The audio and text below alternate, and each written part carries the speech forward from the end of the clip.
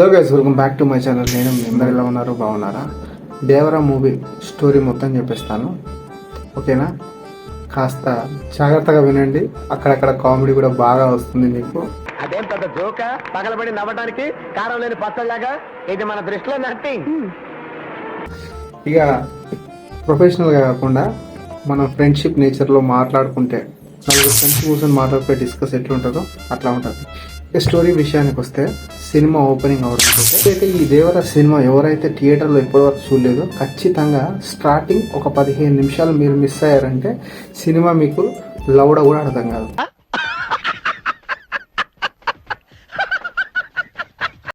ఇంకోసారి కూడా అర్థం కాదు. క్లారిటీగా చెప్తున్నా, ఇంత కూడా అర్థం కాదు. 15 నిమిషాలు is most important point of the movie. ఇక సినిమాలో కథ ఏంది అని తెలుసుకుంటే, ఈ సినిమాలో దేవుడు అనే ఒక క్యారెక్టర్ ఉంటుంది కదా, దీంట్లో దేవుడు అనే ఒక బొమ్మ కూడా మనకు కనిపించదు. క్లారిటీగా చెప్పిండు కొరటాల శివ, వీళ్ళకి కులం, మతం, జాతి ఇలాంటి ఏవీ లేవు, కానీ కత్తులే వారి ఆయుధ పూజలు.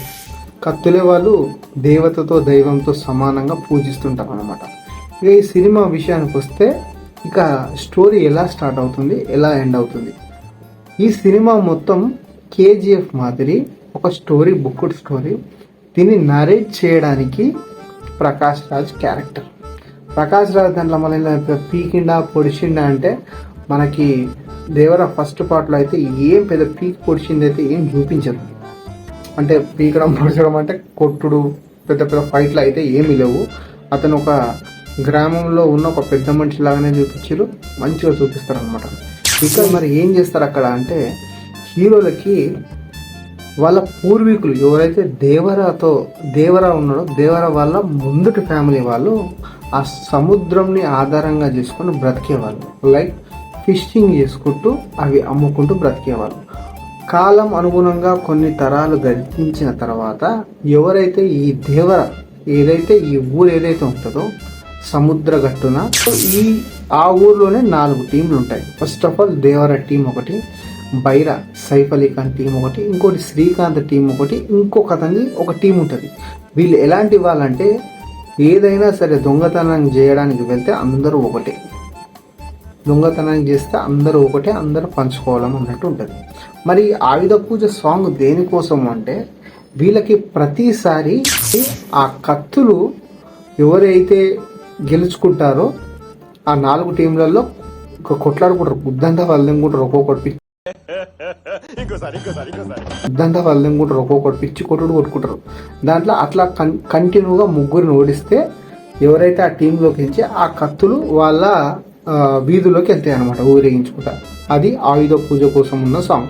అయితే ఎన్టీఆర్ ఏం చెప్పారంటే అక్కడ, అరే వద్దురాబాయ్ సైఫ్ అలీ ఖాన్, బైరా ఎందుకు రాబాయ్ మనలో మనం కొట్టుకున్నాడే, నా సపరేట్గా తీసుకో, ఈ సంవత్సరం నా దగ్గర ఉంది, ఈ సంవత్సరం కొట్లాట లేకుండా వాళ్ళకి ఈరా అంటే, ఇక మనోడు వినడు, నువ్వు అంత పీకుడుగానే మారాపోయి చెప్పడానికి కొట్లాడు కావాల్సే అంటే ఏం చేశాడంటే ఎన్టీఆర్, నువ్వు చెప్తేనేటట్టు లేవరా అని ఎప్పుడు నీచంగానే మాట్లాడతారు రావు గారు, మీకు తెలియదే ఉంది, మీరు కానీ ఒక కొట్టుకుంటారు, ఇద్దరు ఇచ్చి కొట్టుకుంటారు. వీళ్ళు కొట్టుకుంటే ఎట్లుంటుంది అంటే, నైట్ 6 o'clock కొట్టుకుంటూ స్టార్ట్ చేస్తే మార్నింగ్ సూర్యుడు వచ్చేదాకా కొట్టుకుంటారు. ఎవ్వరు అలసిపోరు, రక్తం అవుతారు. సంద్రం కూడా స్పందిస్తుంది అనమాట, అంత కొట్టుకుంటారు. ఓహో, కామెడీ చేస్తున్నావా? సో అలా ఉంటుంది అనమాట. ఇది ఆయుధ పూజ కోసం ఉన్న సాంగ్. ఇది అనమాట బేసిక్ థీమ్. ఇక వీళ్ళు సముద్రంలో దొంగతనానికి వెళ్ళడానికి కారణం, ఒక 2 బడా బాబులు ఉంటారు. వాళ్ళు వీళ్ళకి ఏంటంటే సుపారీ ఇస్తారు, సముద్రంలోకి ఇట్లా గోవాకించి ఆస్ట్రేలియాకి నుంచి ఇట్లా వస్తున్నాయి రాబోయ్, మాకు అవి కావాలి. కంటైనర్ కోడ్ ఇస్తారు, వీళ్ళు పోయి దొంగతనాలు చేస్తున్న తర్వాత ఒక రోజు ఏమవుతుందంటే, అదే ఊర్లో ఒకడు బాగా చదువుకుంటాడు ఉంటాడు. ఆ ఊర్లోకించి బయటికి పోయి చదువుకొని హాలిడేస్కి వస్తుంటే అక్కడ బాంబు దాడి, గన్ షూట్ చేస్తే చనిపోతారు. చనిపోయిన తర్వాత ఎన్టీఆర్ ఒక ట్రైలర్లో మీరు చూసే ఉంటారు, నీ ముఖం చూడకుండా నీ కాళ్ళను పట్టుకొని, నీ ముఖం చూడలేక నీ పాదాలను చూశాడు, వచ్చి చెప్తున్నానమ్మా తప్పంతా అది అని అంటాడు కదా. కట్ చేస్తే దేవరా చెప్తారు అనమాట, అరే వద్దురాబాయ్, ఇక మనం దొంగతనాలు అన్నీ బంద్ చేద్దాం మనకు వద్దు అంటే, అప్పుడు వాడు ఎవడైతే సుపారీ చిక్కడు ఉంటాడో, ఎందుకు భయపడుతున్నాడు దేవరా, నువ్వు భయపడుతున్నట్టు భయపడతలేను రాబాయ్, నేను జాగ్రత్తగా ఉంటున్నా, పొద్దు అయింది కొన్ని రోజులు మేము బయట పెడతాం, మరి ఎట్లా బతుకుతామని బైరాగా అడిగితే బతకడం ఏముందిరా, మన పూర్వీకులు చేపలు పట్టుకుని బతికిన వాళ్ళు ఈ కాంచి మన దొంగతనాలు బంద్ చేసి మన కుటుంబం కోసం చేపల వేటకెళ్ళి చేపలు అమ్ముకొని బతుకుదామంటే వీడు ఇక సైఫ్ అలీ ఖాన్ వీళ్ళందరూ ఏం చేస్తారంటే, ఏంద్రాబాయ్ వీడు మనకెదురు తిరుగుతుండు, చల్ నువ్వు వెళ్ళిపోరా దేవరా, నువ్వు వెళ్ళిపో, కావాల్సిన ఏం చేసుకుంటామని వీళ్ళు మళ్ళీ ఒక స్మగ్లింగ్ చేయడానికి పోతుంటే అక్కడ దేవర వద్దన్నా పోయిరు కదా అని మళ్ళీ దేవర కూడా ఆ టీంలో యాడ్ అయిపోయి స్మగ్లింగ్ చేస్తుంటే దాంట్లో ఎవడో షిప్ బోటోడు ఉంటాడో ఆ బోటోడు ఏం చేస్తాడంటే వీళ్ళని పట్టేసుకుంటాడు. నడి సముద్రంలో పట్టుకున్న తర్వాత చెప్తాడు, అరే ఏం రాబాయ్ మీరు మీ పూర్వీకులు ఎసంటోనే ఉండే రాబాయ్, మీకు చదువు లేకున్నా కానీ మంచిగా ఆయుర్వేదిక్ మెడిసిన్ లాగా మీరు మీ పూర్వీకులు చేపలు పట్టుకొని ఇంత మంచిగా అధ్యయనం చేస్తుంటే మీరు దొంగల లెక్క మారి మీ ఊరు విద్యుత్ తీస్తారు రాబాయ్ అది అని మొత్తం మోటివేషన్ చేస్తాడు. మోటివేషన్ చేయగానే సైఫ్ అలీ ఖాన్ గాడు ఈనాడు ముందే బేకార్ ఆడు, మన బుర్రంతా బేకార్ బైరగాడు కదా, ఈనాడు ఇంత చెప్పిన దాంతో పెద్ద ఫైట్ ఉంటుంది, ఆ షిప్ బోట్ పిచ్చి కొట్టుడు కొడతాడు. అయితే అప్పుడే ఆ ఫైటింగ్ కన్నా ముందు ఆ బోట్లో ఉండే ఎవరైతే ఆఫీసర్ ఉంటాడో తనకి కొడుకు పుట్టిండు కూతురు పుట్టిండు అని ఒక మెసేజ్ వస్తుంది. మెసేజ్ రాగానే వస్తున్నా నేను పొద్దున్న వచ్చి చూస్తా అన్నట్టు చెప్పేసరికి ఇక సైఫ్ అలీ ఖాన్ మస్తు గొడవ వేసి అందరిని కొట్టుబడి తింటుంటే ఎన్టీఆర్ అప్పుడు అతని దగ్గర ఉన్న ఆయుధం తీసుకొని సైఫ్ అలీ ఖాన్ మెడ దగ్గర పెట్టి నేను వద్దన్నానంటే ఆగిపోను రావి అని మస్తు మోటివేషన్ ఇచ్చేసి ఆ షిప్లో ఉన్నామని చెప్తారు, సార్ తప్ప ఇదిపోయింది, ఈ కాంచి మేము మళ్ళీ దొంగతనాలు లంగతనాలు ఏం చేయము, హ్యాపీగా ఉంటా, నేను మాటిస్తున్నా, నువ్వు ఇంటికి పోయి నీ కొడుకు పిల్లల్ని మంచిగా చూసుకుంటారు. కట్ చేస్తే ఆ కంటైనర్లు తెచ్చి ఎన్టీఆర్ తోచి పడేస్తాడు, కిందికి తోసేస్తాడు. అక్కడనే ఇక సంద్రం సాంగ్ స్టార్ట్ అవుతుంది. అక్కడ తోసేసిన తర్వాత ఇక సైఫ్ అలీ ఖాన్కి ఇక ముగ్గురు టీంకి పడదు, ఎన్టీఆర్ని ఎట్లయినా వేసి పడదేం కాదు, వీడు ఉంటే మనల్ని బతకనిగా ఉన్నట్టు ఉంటుంది.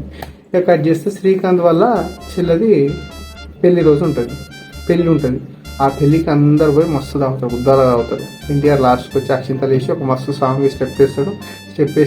ఆయన కూడా రిచదంగి పిచ్చి తాగిపిస్తాడు. దాని తర్వాత సైఫ్ అలీ ఖాన్ ఏం చేస్తాడంటే దొంగ దెబ్బ లెక్క, అరే పోయి దేవరాకి చెప్పురా భయ్, నువ్వు వద్దన్నా వేరే వాళ్ళు సముద్రంలోకి దొంగతనానికి వెళ్తున్నారని చెప్పు, మేము ఎన్టీఆర్ని మేము దేవరాన్ని చంపి వడదిందామని చూస్తున్నామని చెప్తాడు.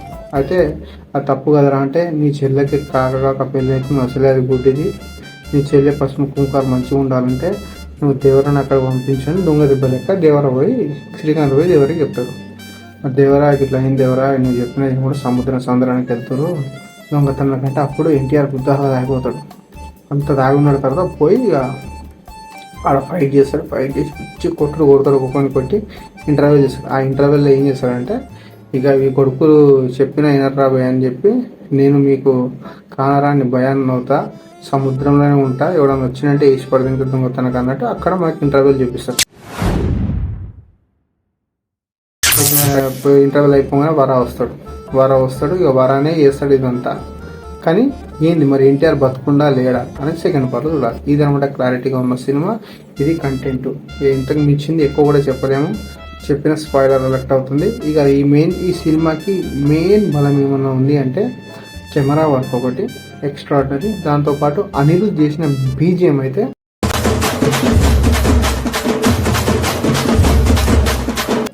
వాడు ఏం దాకా కొట్టిండో బక్కనా కొడుకు, గూజ్బంప్స్ వస్తుంటాయి, అట్లా కొట్టిండు నీ అమ్మ ఒక్కొక్క దానికి.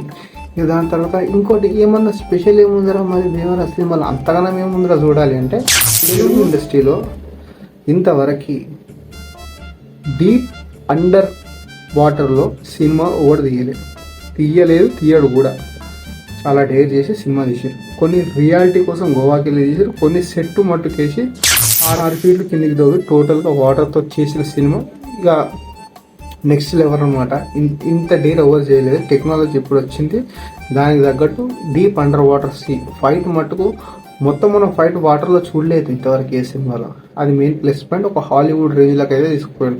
ఎందుకంటే మనం పైరేట్స్ ఆఫ్ ది కరేబియన్ అనే సినిమా 2003 సంవత్సరంలో అప్పుడు చూసినాం, చాలా హిట్. అంత పెద్ద టెక్నాలజీ మన దగ్గర లేకుండే. దాని తర్వాత హిందీలో వచ్చిన బ్లూ సినిమా, అది కూడా అండర్ వాటర్ సినిమానే.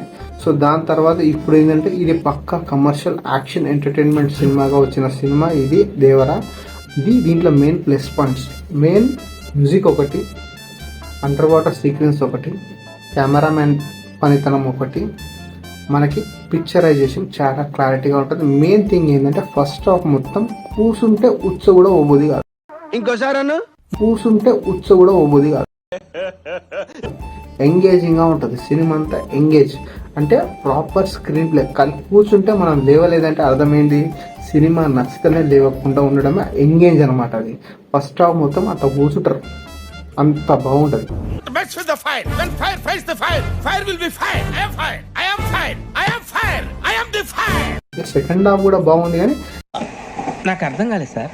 ఏంటంటే స్టోరీ నడపడానికి కాస్త రిలేటెడ్గా ఉండే సీన్స్ ఉంటుంది. ఒక 20 నిమిషాలు, దాంతో 20 నిమిషాలే కాస్త స్టోరీ నడవడానికి, ఎవరు వాళ్ళు చెప్పడానికి.